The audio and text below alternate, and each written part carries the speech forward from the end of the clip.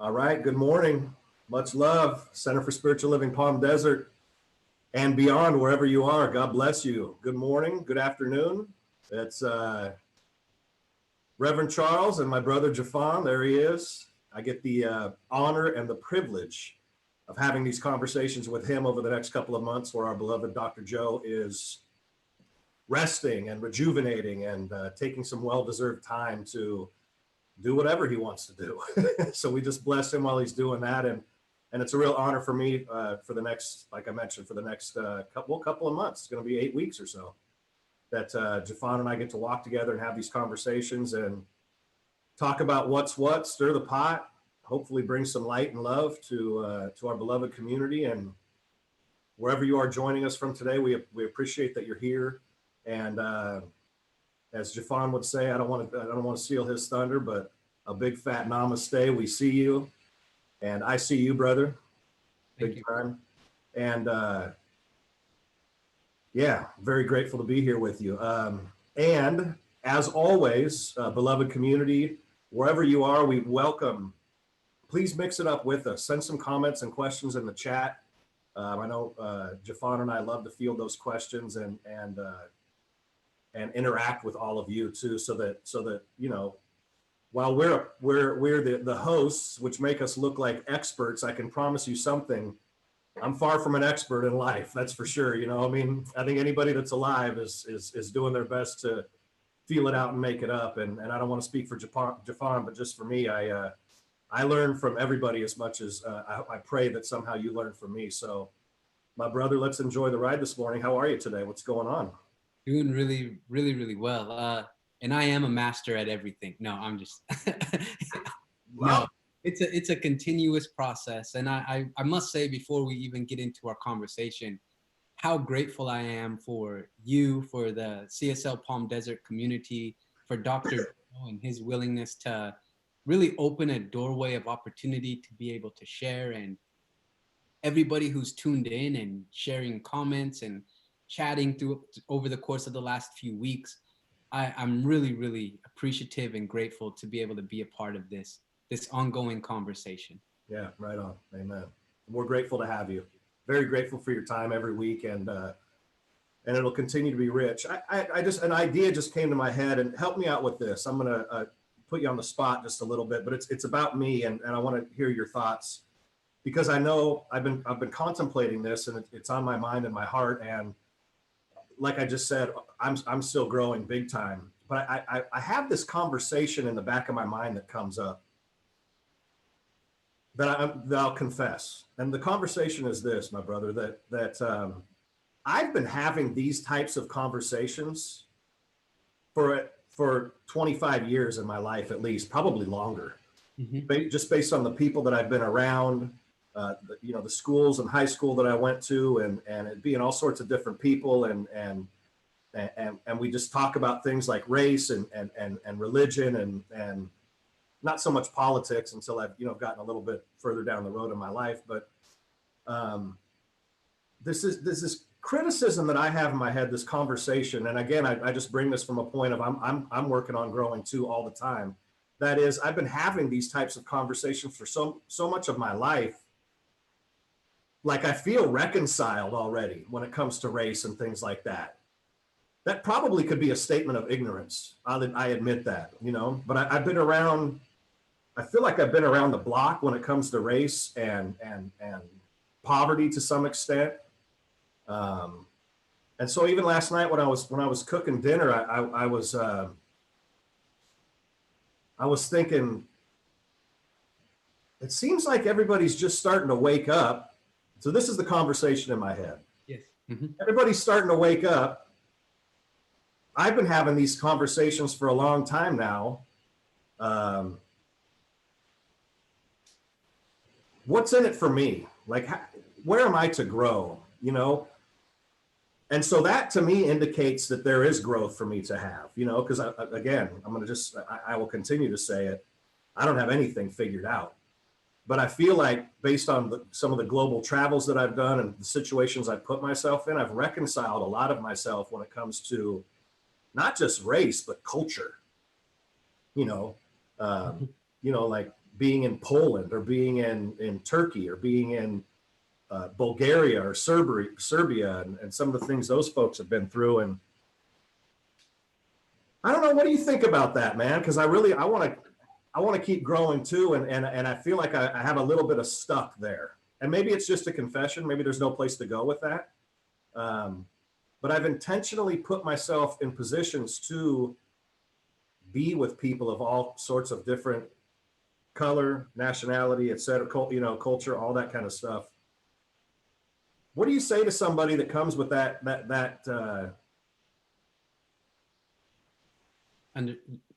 thought or that understanding? Yeah, that idea, that kind of construct that I come with, because I know that I know I have to grow. I want to grow, but I also have this almost like pride that I've done so much of this work already, which probably in some way can be a hindrance in holding me back from growing more. Yeah, so that's a really, really great question. First and foremost, I think just from what you expressed there, we see the value of traveling and experiencing various cultures, particularly those cultures that are not Eurocentric in nature, yep, which tends to be the way that we measure success here in America, Eurocentric values. In your travels and experiences with that, I think it goes back to one of our past conversations of authentically connecting with other humans, yep, which then start to dissolve possible barriers or biases that exist that have no basis in that experiential reality. However, that is like the beginning, and what's to come is what you can do with that information, what I can do with the information I've gathered right now with the people that we are around. So it be creating those areas for those difficult conversations and dialogues. I do believe I think we both could agree that just looking out at the country, our country specifically, well, even if I say our country, that's separating. If we look at America, let's just say that, we know that there are a lot the United States. Yeah. I mean, because America is that's a different conversation. Yeah. The United States, which doesn't seem to be extremely united. Nope. There's a lot for us to do. And I feel that perhaps all of those experiences that you have are accumulation of things that you add to your tool belt that then you can step forward and assist in this experience. But I mean, it's a never-ending thing. I think that's it, right? It's the well's always deeper. Yeah. But you have incredible insights, information, ideas, and experiential type of understanding of things that, I mean, even myself, if we have an opportunity to talk about your travels and experiences, I can learn from that. Yeah, that's the thing. I just want to not be so prideful about it that it blinds me to my growth spots. That's my confession, because being in the Philippines and Cambodia and Ghana and Turkey and these other, and Scotland, and just, it's that's one of the things when I was working with teens. One of the things I would share with them is one of the first things I want you to do, and it's different in this moment right now when we deal with this COVID thing, is get a passport. Because once you have that, you have access to something, then you can figure some things out. But get a passport so that you can go travel and experience, because there is the things that we're facing in the United States, and there's plenty on our plate here. We know that.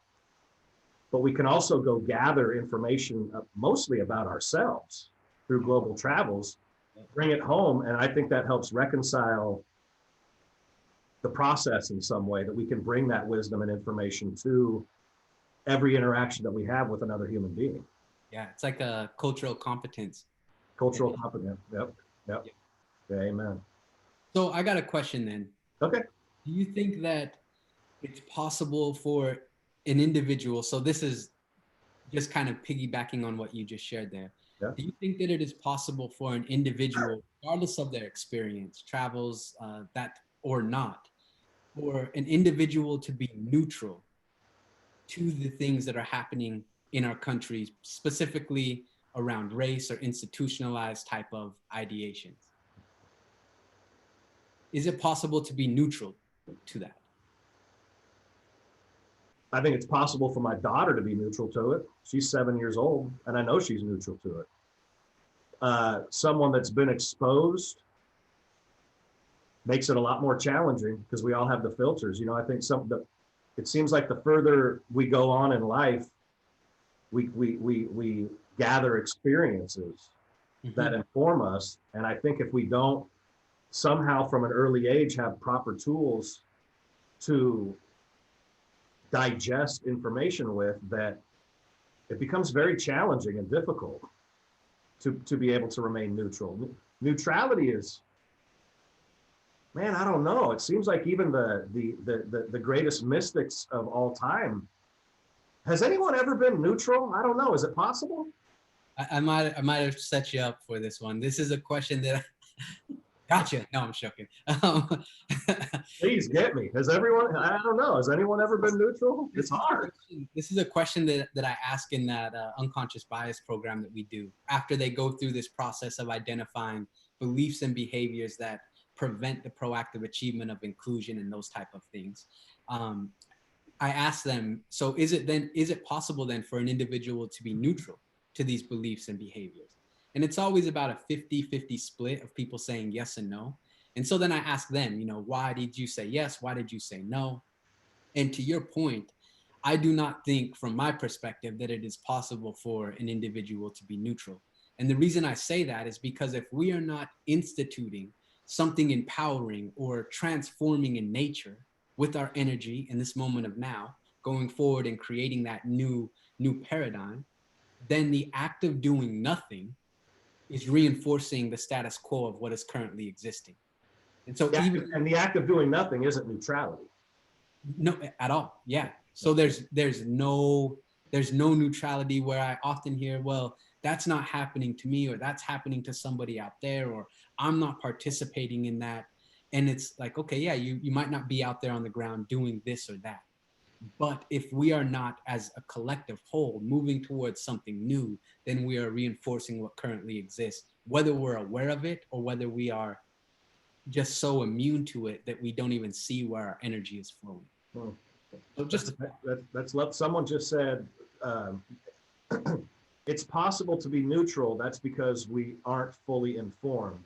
I feel I have been neutral, but not educated. That's interesting. What I mean, so I guess we have to really plunge down into what is neutrality. Like, what is it to truly be neutral? It seems inhuman to me to be neutral, actually.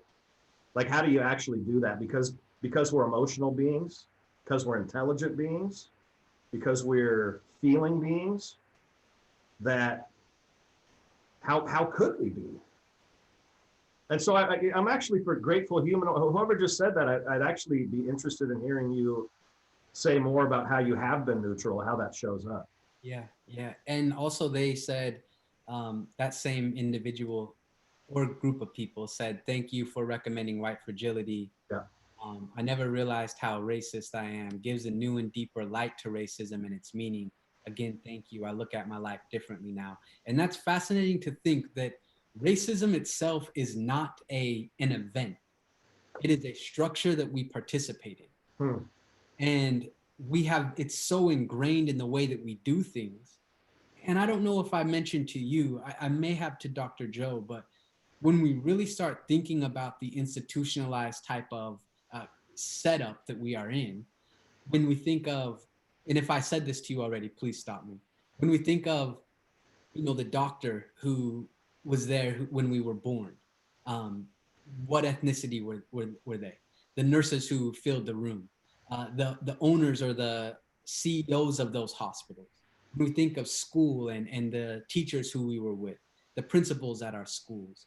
If we went to college, who were the primary teachers there? The deans of the colleges. When we got our first job, who were we interviewed by?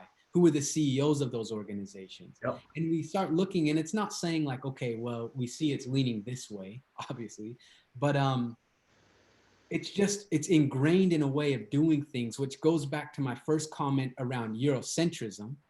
And that seems to be the measurement of success here in America. And it models very closely men of Western European descent.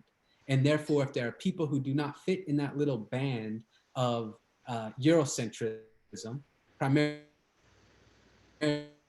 people of other cultures, then that is where exclusion occurs. So how can we expand that band to be more inclusive and recognize that there are going to be people who fall on all sides of the spectrum?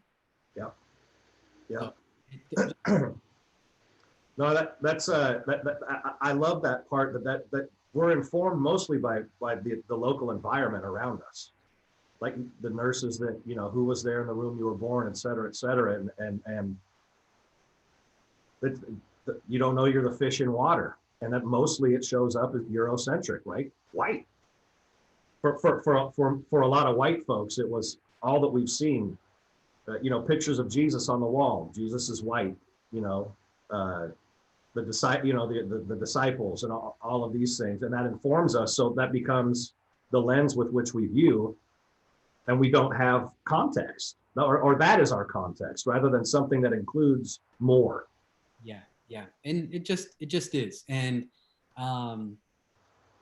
even for myself, it's a fascinating thing to be able to navigate and squeeze into those Eurocentric ways to be able to really go forward. And if we look at America and ethnocentrism in terms of values and beliefs and structure and education and religion, it seems as if across the board here in the United States, while there are different cultures, the thing that really seems to be one of the big separators, and if I had my mind map, I could show you, but it really tends to be race, because we've been brought up in the same system that is Eurocentric based.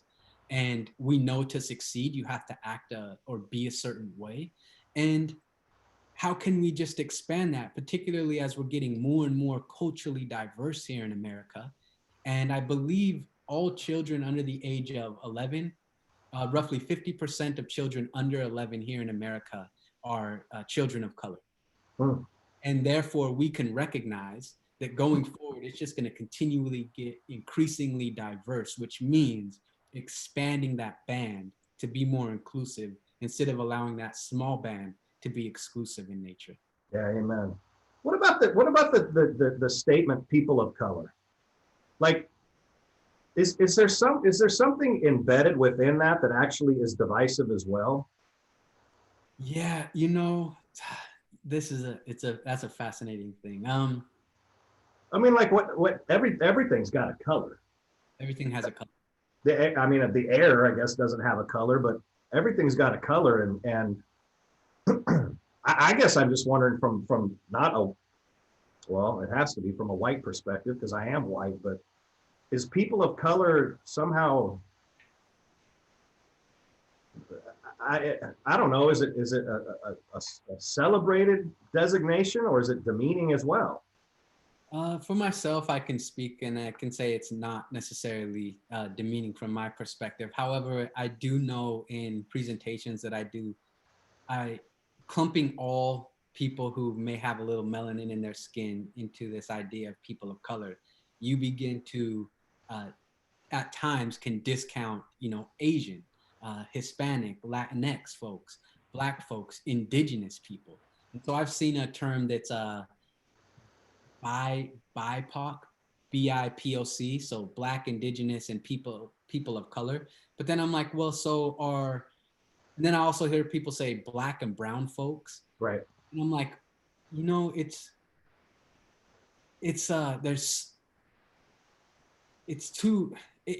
I use it in a way to encompass non-European. Yeah. Non-Caucasian. Yes. Yeah, Yeah. non-Caucasians. But you know, I don't use it in a way to try to discount somebody's culture or anything of that sort. I just try to bring awareness towards those cultures who may fit outside of the way things are set up. Yeah, understood. I understand it. It's a thought that occurs to me when I see people of color. Like, there's color everywhere. So you know,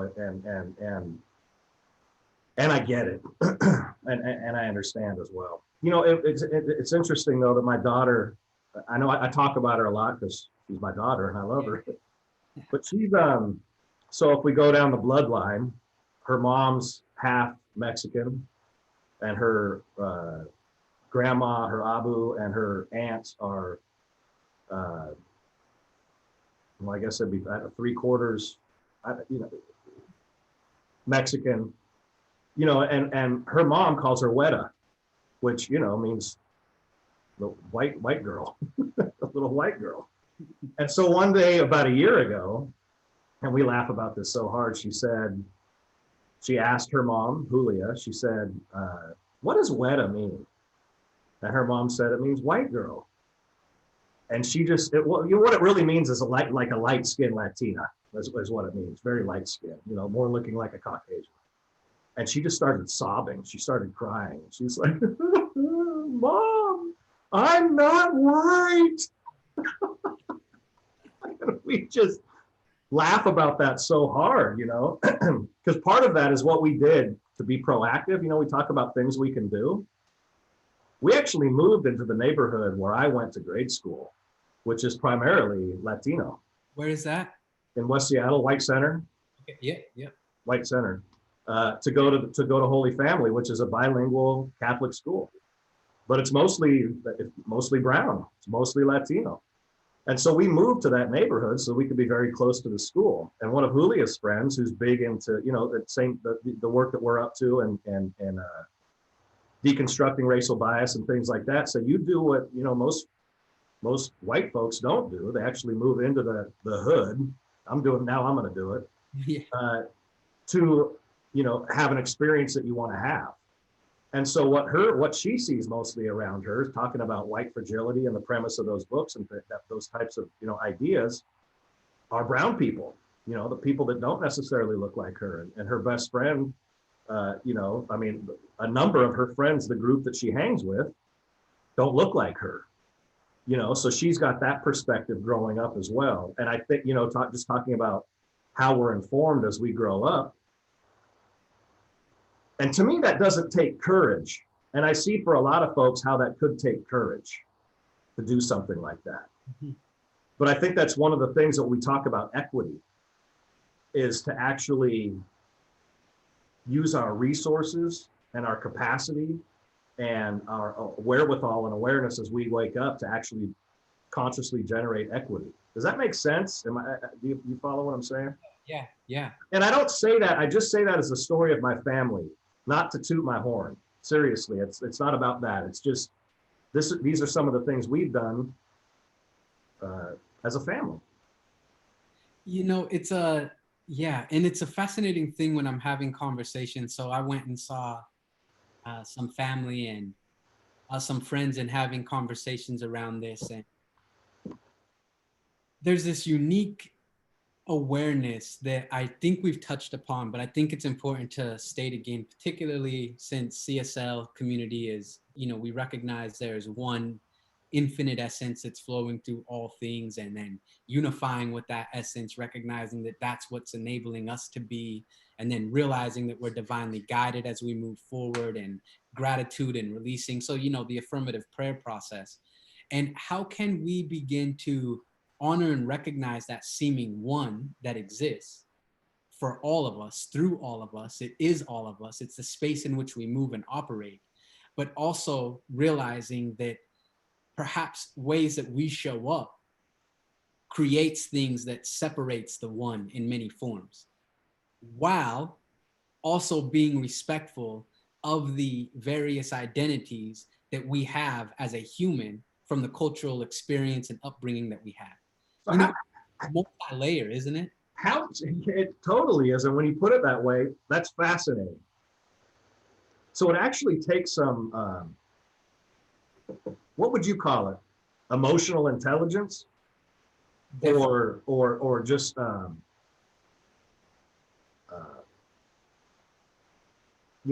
street smarts, exposure. Like when you put it that way, though, it's like being able to hold so many different things at one time. It's really soulful maturity, isn't it?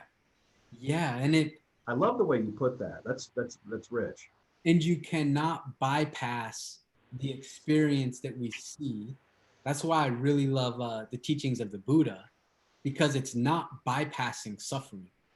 It's not acting as if it's not there by way of connecting with the one, but you can connect with the one while using that essence and energy that's empowering you to alleviate the suffering of your fellow brothers and sisters. Yeah. And I feel if you think of like Christ and the Christ consciousness, I mean, that's that continuous unification of the one, not seeing yourself as separate from other people, but recognizing that other people are at various levels of this experience where you can bring what you may have attained or grasped in your understanding towards them, not as some superior being, but as an equal to help them recognize the superior being that is dwelling within them. Amen. So to really simplify that, if I may, if do I want to say it this way? I'm just going to say it this way. If one was really practicing the principles within which we teach, they would begin to erode any racist things that ideas that live within them, because simply of the principle that we're practicing and worshiping. Is that accurate? Would you say that's accurate? That would seem accurate, yes. That feels accurate. Too simple, probably. And I mean, it's not a one and done thing. Yeah. I mean, it's the same way that like our life tends to reflect our mental states, and our mental state is a moment by moment by moment experience. Hence, so is then dismantling certain structures that are ingrained in our programming. Yeah. Yeah. So it takes great effort, energy, and attentive awareness to actually think. I think that's the reason why most people just choose to default their thinking patterns towards what's most comfortable, which is that unconscious unawareness aspect that rules the vast majority of individuals' lives, mine included. I'm not fully consciously aware. What we don't know, we don't know. We don't know that we don't know. Yeah, we're unaware that we're unaware. Right? And then that's the beauty of having, like you referred to your mentor often. That's the beauty of exposing ourselves to, we're going to talk about this in a little bit, but exposing ourselves to other ideas or other, workshops, teachers, books, travel, things like that, so that we can at least cut down the first layer. Oh, now I'm aware that I'm not aware. Yeah, right? That's half the battle, it seems, huh? Yeah. There's a line from one of the Robin Hood movies, and I know this story's been retold 45,000 different times, but the one with Kevin Costner and Morgan Freeman. And Morgan Freeman says at one point, Allah loves, something like this, Allah loves wondrous variety. Variety. That it's not just let me huddle together with the folks that look like me or believe like me, but variety. Yeah. Like it's juicy. There's something that I would love to hear your perspective on. And I asked Dr. Joe, and I don't know if we really got to the heart of it. Okay. Why, this is my perspective looking out, okay? Why does it seem that in New Thought teaching, not modern time, because we could point at Michael Beckwith or Dr. Barbara King in Atlanta, or Reverend Johnny Coleman, who was in Chicago, but Dr. Will Coleman. Dr. Will Coleman, exactly, in Atlanta, and a lot of other individuals out there. Okay, so Bishop Pearson. Yep. If I didn't say your name, it's nothing. I'm not trying to do that. But in more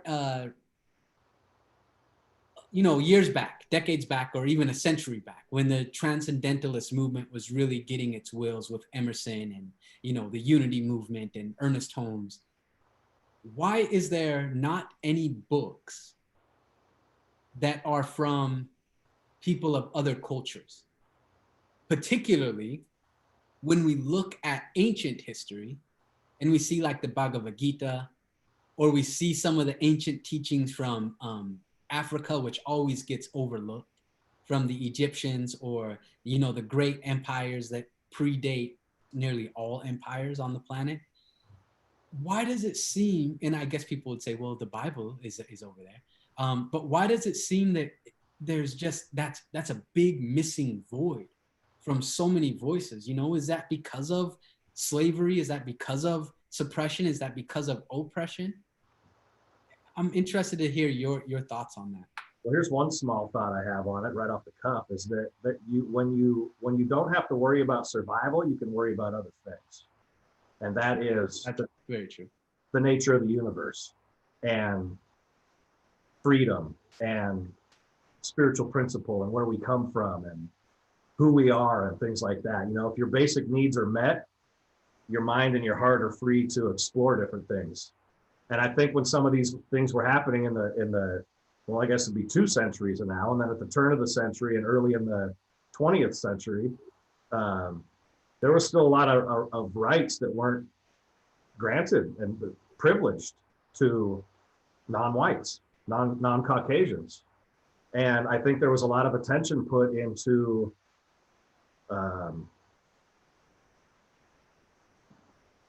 my assertion or my supposition would be there was a lot of attention from non-whites put into those basic human rights that other folks already had, that they could then start to explore these types of things as far as principle and life and our relationship to it and things like that. Yeah. That makes total sense. That's my sense without, you know, that's my hunch. You know, who's done a tremendous amount of work, you know, and I'm not a huge fan of exploring history. I want to be informed, but my brother David Alexander is very much a historian, especially about our new thought. You know David. Yeah. And he'd be an interesting person to have that conversation with too. Maybe we could bring him on for a threesome at some point and have him talk about that. But that's my sense, is that there's a lot of stuff that wasn't figured out, you know, and I think privilege was already a thing that was established to be able to explore the arts, if you will, right? The things that didn't have to do with survival. Yeah. No, that makes a lot of sense. Really. That's my sense about it. Yeah. Folks, we want to remind you that you can please chime in and ask questions and mix it up with us. We're here to be inclusive and not exclusive in any way. So whatever you have out there, ladies and gentlemen, bring it to us. We're just here to explore. As I keep saying, you know, we're all here figuring it out. No one's got it figured out. So let's figure it out together and be as one human family. Let's talk about our idea going forward, though, over these summer months, the dog days of summer, as they call it in baseball. You came up with an idea of where you're at. I mean, that's a. Woof, we got to 116 yesterday. That's the hottest I think I've ever been in life. We were 100 here, and I stayed inside the whole day. Yeah. What'd you get? And you're in you're through the pass. So what did you get to? Over 100. Yeah, we're right about 100. Yeah. It's warm. It's warm. So talk about what you think, this idea you have going forward for the next few months. I love it. I'm on board. Yeah. So first, this is something that includes everybody. And I will get at the question that just came in. Yep. This is for everybody. I think that this is something that would be beneficial to the two of us, as well as the congregation and the individuals who are willing to tune in. Yep. And that's to have a virtual book club type of endeavor, where we all read a book and we could chat about it every Tuesday. We could, you know, predetermine the chapter or two or whatever. We could read the entire book in a week. No, the chapter or two that we want to get to, and then have a conversation around it to really keep this conversation going. So Reverend Charles and I aren't just kind of rehashing the same things over and over again, which we enjoy having that conversation about, but adding another component to the conversation. So if you all are interested in that, I think that would be very beneficial and would really set some direction as we're moving forward through the summer months. Absolutely. And to explore, and then we're obviously still going to add our personal viewpoints and things like that to it, and but really engage in a broader conversation with the book. So the book that we came up with, do you want to share a little bit about it? I mean, what you know about it? Yeah. It's cool. What I love about it, Jeffon, is it's a book that neither one of us have read. Yes. So we'll all be reading it together for the first time. Well, at least you and I, and then other folks that haven't read it. Definitely. And so I know that I've recommended White Fragility a lot. That's a book that I've had the privilege to read, and I wanted to, have a book that is fresh. Yep. And this book entitled "How to Be an Anti-Racist," and it is, from what I've heard, it's an incredible book, particularly recognizing racial inequality. The denial of racism is the fuel that continues to fuel racism. A variety of conversational topics that I think would be extremely beneficial for all of us. And it's a book that I've heard many people referring to. It's written by, the gentleman's name is Ibram Kendi. Yep. So if you all are interested, I know you and I are, Reverend Charles. So I think let's do it. We're going to do it. Yeah. I'm going to order, as soon as we're done, I'm going to order the book. And I think we encourage all of you to order the book. Jeffon and I are going to get it. We're going to read it. And let's, again, even if it's for a segment of our conversation, it can open our eyes to, and our hearts to some new ideas and some new things that we can talk about and explore. Definitely. And here's, what's that, Jeffon? Were you going to say something? I was just agreeing with you. Yeah. And here's a couple, it's on the website. Here's just a few quotes that come from the publisher of the book. Racial inequality or racial inequity is a problem of bad policy, not bad people. I think that's again, it speaks to the system, right? A system. Exactly. Yep. Another one, denial is the heartbeat of racism, which is great, which speaks to this other comment. You want to speak to that real quick there, Jeffon? So how do we respond when we're friends with, or when our friends or family make racist comments? For example, when Kaepernick took a knee and there was all that controversial discussion, a family member was outraged and he felt he wasn't grateful for all the money he was earning. Then they went on and tried to explain that that's not the point of kneeling. And he's making a statement or stand for how Blacks are treated. And they wouldn't listen. They just simply shut down. And then they were angry at me and said, "You're a Pollyanna." I've had that same experience, and it's difficult to have these discussions with people who think they are right and not willing to listen or talk about race. Yeah. Totally agree. Yep. In fact, I was visiting my family 2 weeks ago, I believe, and I had that conversation that I shared with you at the beginning around, the doctor, the nurse, and then a member of my family was like, "No, well, my teachers were all Hispanic, and I was the only white guy there, so I was the minority." And I'm trying to explain to him, like, sure, there's segmented pockets in the country where a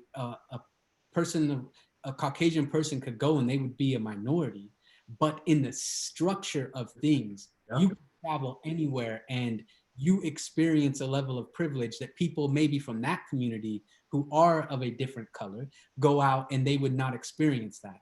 And they couldn't wrap their mind around it.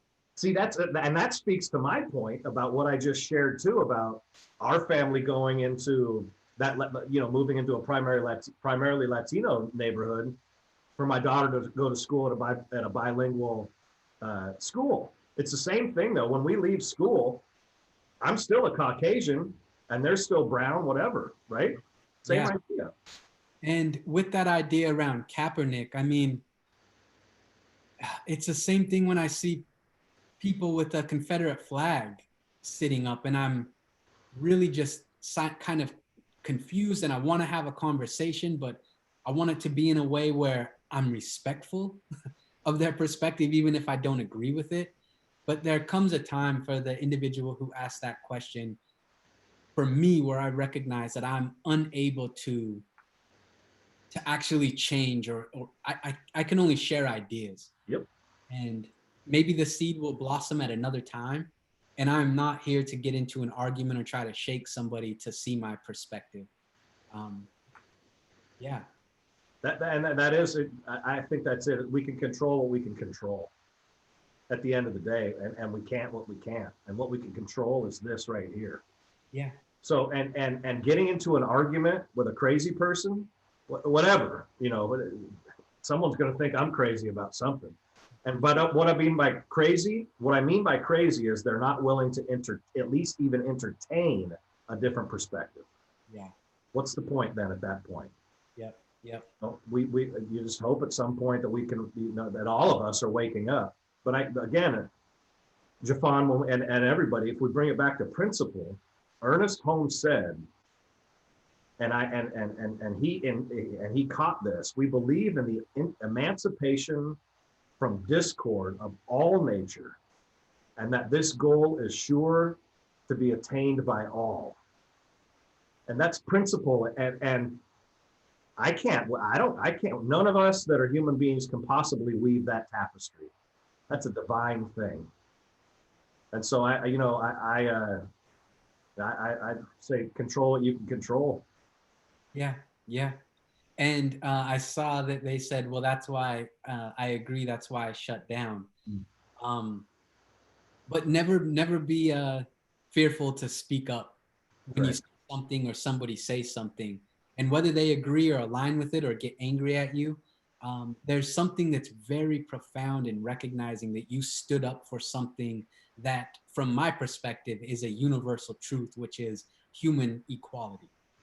And all humans have that ability to recognize, and we can honor their inherent worth. Yep.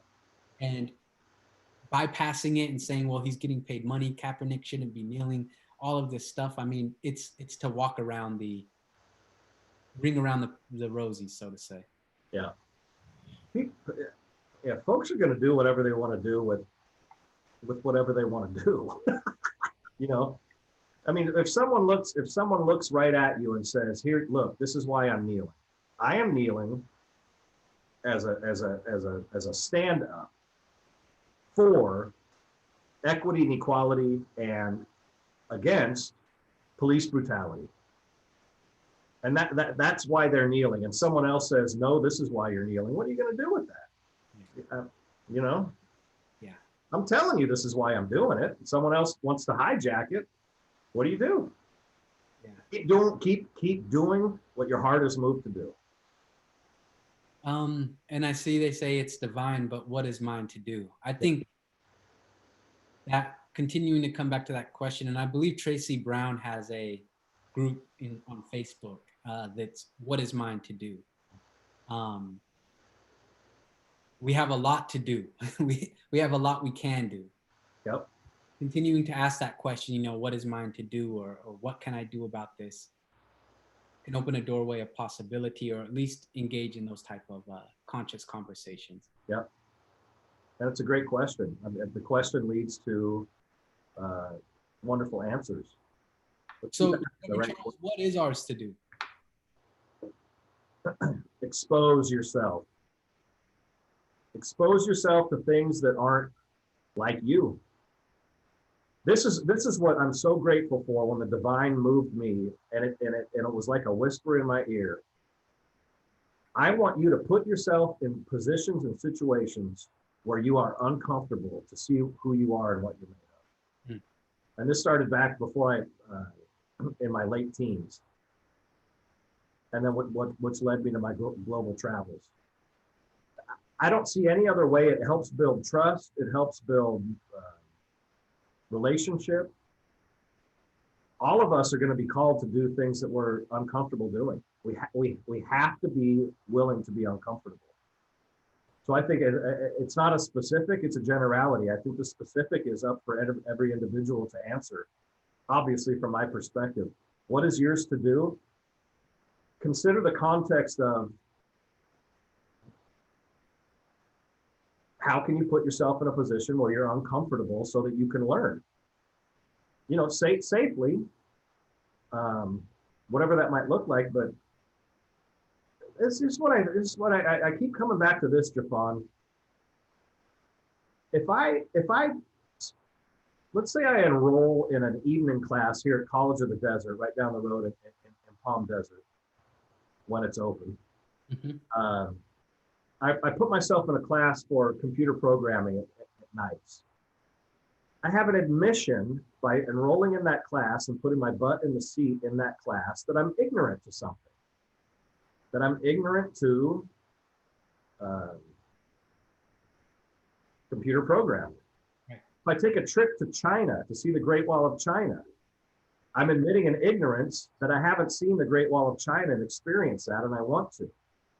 And what a travesty it is if the professor at College of the Desert was to walk out into the front of the room and say, shame on you for admitting ignorance. Shame on you for sitting in this classroom right now to learn computer programming. You should already have it figured out. And I just translate that to the conversations that we're having right now. Like, if we all just open up to each other and say, I don't know, let's help learn together, help me learn. And the other person saying, you should already know, shame on you. You know, how much destruction have you done by not having known computer programming for all these years? How you know, those types of conversations, I think that it's not going to stop me from putting myself in positions to learn. And I think we just have to be willing to do that. And it's vulnerable and it's uncomfortable, but that's how we wake up. And when somebody comes to me and says, I don't know, or I want to learn, we embrace them and say, wonderful, you're here. I'll give you information that I have. Let's work it out together and we'll figure it out. Getting into the specifics is a challenging conversation for me. The generalities is we have to expose ourselves to new ideas, new thoughts, et cetera, et cetera. Yeah, yeah. And what do you think, brother? Yes, I'm in agreement with what you said, and experience a level of vulnerability and or fear when we venture into the unknown. Yep. Within ourselves. And I know somebody, I think it was a comment by Grateful Humanoid. I really like that that name, by the way. And plus, they're teaching education from a particular perspective, a white perspective. Yep. We have to also educate ourselves around the history and not just select the history that makes us feel good. And in doing so, I think that equips us to create a brighter tomorrow, particularly here in the New Thought movement, CSL, a world that works for everybody. We have to recognize what didn't work for everybody. I know that there's a beautiful thing that I've been watching about Ulysses S. Grant on the History Channel, because I'm now like more interested in history, of course, of the last year or so. But this is a story about him and his stuff with civil rights and all of this, and you know how his wife was, you know, from a slave family, or her family owned slaves. When he got married, his father-in-law gave him a slave. He worked alongside that slave that he had, eventually freed him. And then, you know, Ulysses S. Grant took us through the Civil War for the Union. But what I didn't know, so there's a history there.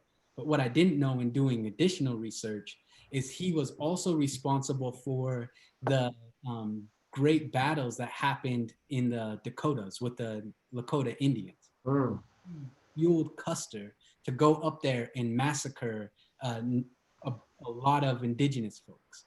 And so that is, you know, we have to be able to reflect on the history of our country and of the world so that we then can go forward and create a brighter tomorrow. Amen. Not just, you know, selecting, well, this feels good, that feels good.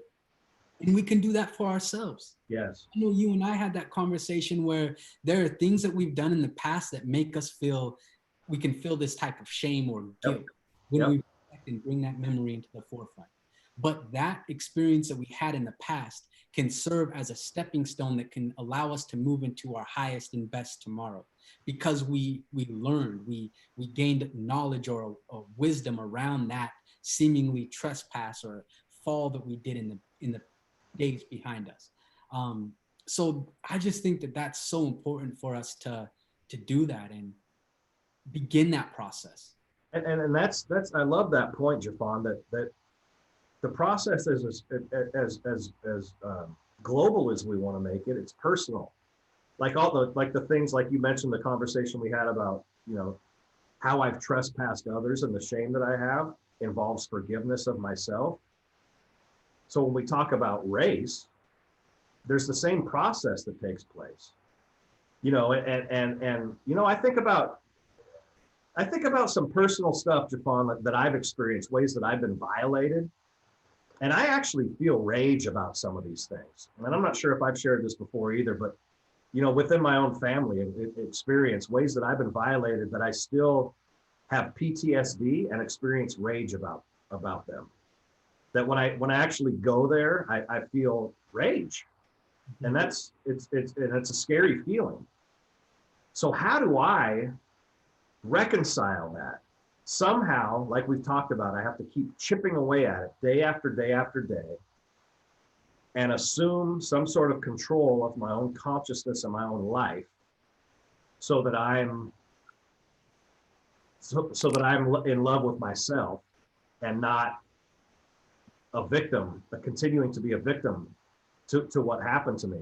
And I know that's a tough conversation to have when we talk about it more globally than personally, but it's the same principle. It's the same basic idea.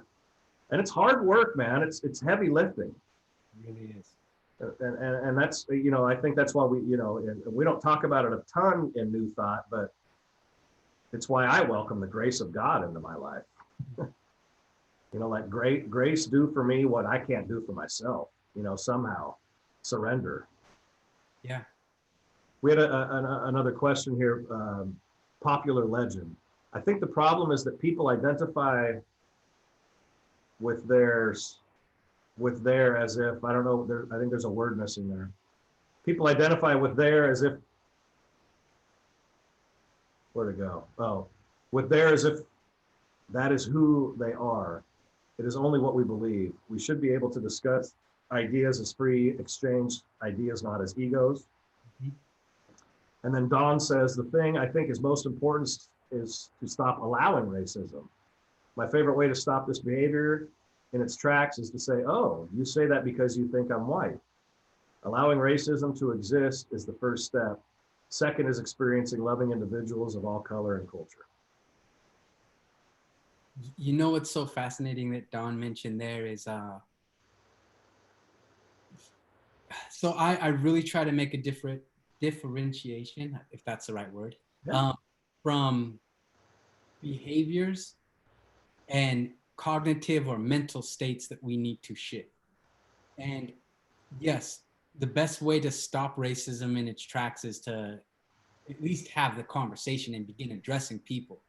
But that can take us so far.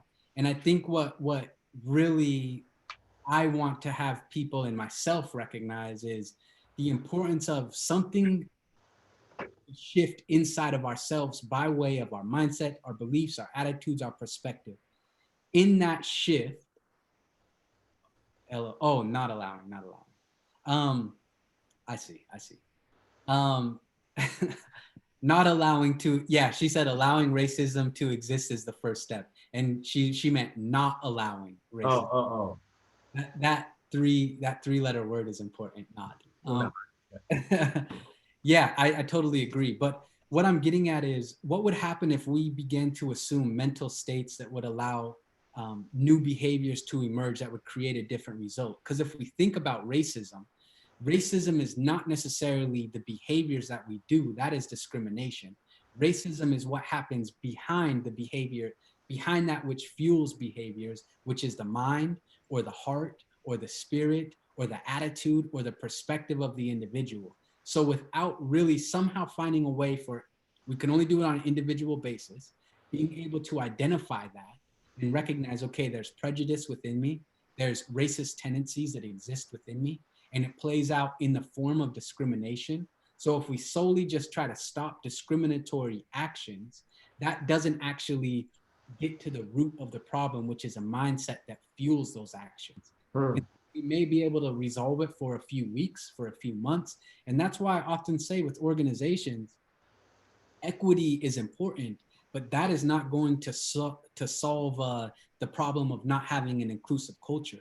Inclusive culture begins with the fabric of the culture itself, which is the value system or the mindset or the perspectives or the outlooks that individuals bring with them.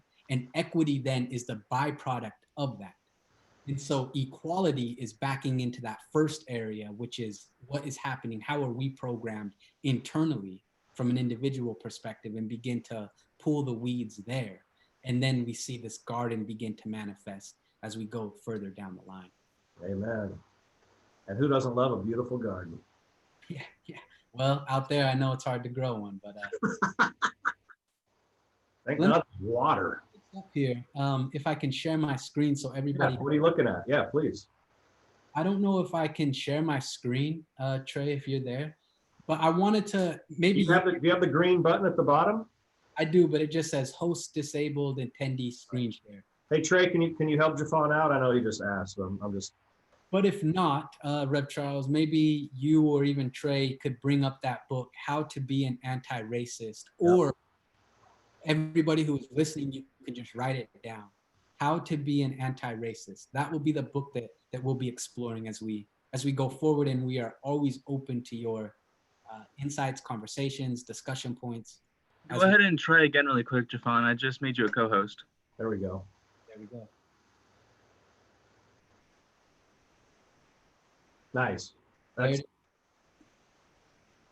So I'm sure that it's a best-selling book. It's number 3 on Amazon charts, so it probably goes fairly quickly. But we could get a hardback here for right about $15, and I think that would be a really great book for us to explore if you all are interested in doing it. Let's do it. Well, I know I'm going to order it today. You're going to order it today, and let's encourage. Let's do it together. Yeah. So why not? Let's explore this and see what comes out of it, and we'll get familiar with the book, and we'll chew on a chapter or two every week, and allow that to be some good fodder for our conversation. And I love it. I think it's a great way to help wake us up over the summer months. Definitely. It's a great idea, brother. Cool. Man, an hour goes by fast, doesn't it? Yeah, I thought today was we had 8 hours scheduled for this, right? I know, and last week was a half hour. That went by like that. Snap. Yeah, couldn't. Cool. Thank you, brother. I'm just going to throw out a couple announcements before we officially sign off. So just hang tight for a second, okay? All right. God bless you, man. So as always, beautiful people, we keep going at 10 o'clock. I love the direction that we're going for our 10 o'clock on Tuesdays with Jeffon. This is going to be fun to look at this book and walk it out together. And hopefully we have some wonderful, I trust we're going to have some really wonderful discussion. As always, we encourage you to, on the website, continue to support the community through your financial gifts. We continue to say that the building is mostly closed down, but the ministry is wide open. We are sharing, and we're having a good time doing it, and this is part of it. So thank you for continuing to share your gifts. You can mail things into the center. You can call the office. You can go through PayPal, text. I'm not sure there's any way that we can't accept your financial gift at this point. So go to the website, and we'll gratefully accept your support. Tomorrow's the Sensational Six. They'll continue to bless us with their wonderful six-headed take on spiritual principle and how to apply it in our lives. Let's see. Thursday is my friend Debbie Dixon from Seattle. She's a life coach. She has a business called Love is the Truth. She's written a book called The Path to Freedom. She's working on another book right now. Her theme, her purpose is to assist people out of fear and to come back to love. She's also like a yoga master. Some of the poses she can do in yoga are like out of this world, which I love to say. I think she'd say that's not really the focus of her life right now, that it's been a tool. But people that have yoga, as a discipline, it is just fascinating. So Debbie's going to be with me on Thursday. She's a wonderful human being. And then on Friday, I'm going to kick off my personal summer series called Life on Love, LOL. Life on Love. And essentially what I'm committed to it being is an opportunity for this community to get to know me while Dr. Joe is on sabbatical for the next couple of months. To share some stories about my life, to welcome questions, whatever questions that you have for me, but so that with this beloved community, we can continue to create a love affair and create a space for that to happen. Dating for the next 8 weeks, if you will, and having some fun. So, and I'm calling it Life on Love. just exploring life generally with me. And I'll be doing that, hosting that solo most every Friday. I reserve the right to bring somebody in if I want to, but that's what's going to be happening on Fridays, and I think it's going to be a lot of fun, and I encourage you to participate with that. Saturday we have our regular meditation, and then Sunday we've got another wonderful service with some different scenery this coming Sunday. So definitely encourage you to tune in, and when the on-demand service comes out, to check that out. I think you'll enjoy it. But we filmed service from a different place this Sunday, and it's going to be a lot of fun. So that's what we've got. Jeffon, my brother, I really enjoy walking with you and having these conversations and doing what we do. And 1 week from today, I look forward to starting the book with you and with our community. And God bless you and your lovely wife. Thank you. I really appreciate it. And thank you to everybody who tuned in and is a part of this. I really appreciate you as well. Amen. Right on, brother. Have a magnificent week, okay? Thank you. You as well. Much peace, much love, everybody. We'll see you tomorrow, 10 a.m. Bye-bye. All right.